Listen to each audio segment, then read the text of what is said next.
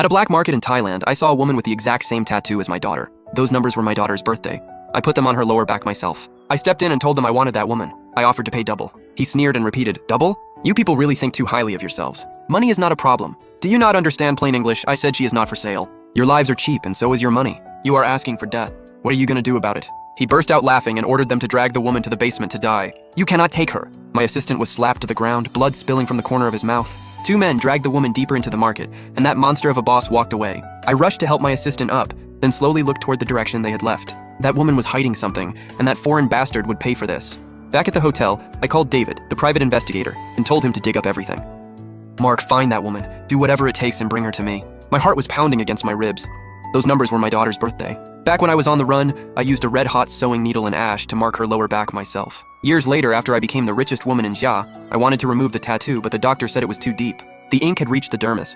Removing it would leave a scar. Back then, I never understood why it looked like that. Now, I finally had the answer. The mark on that woman's back was the one I had made years ago. The one on my daughter's body was fake. Someone had copied it, which meant my real daughter had been switched years ago.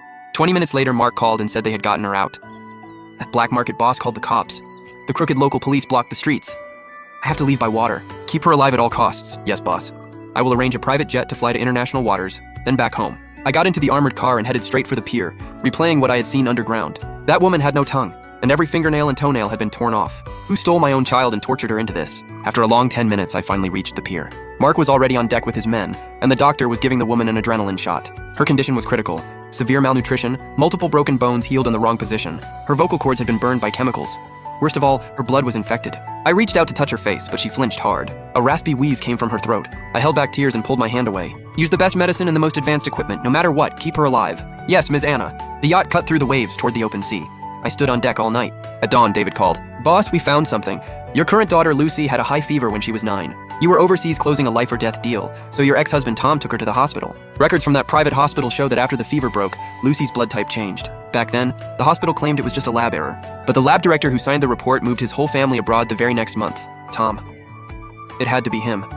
He was the one who switched my daughter." I hung up and rushed to the woman lying on the stretcher, touching her gaunt face. "Tom, you animal.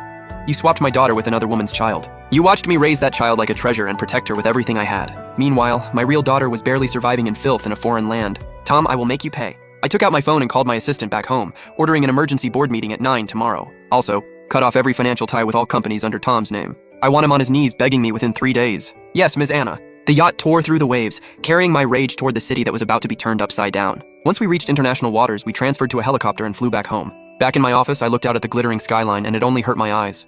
Just then, my phone rang. "Mom, why did you come back without telling me?"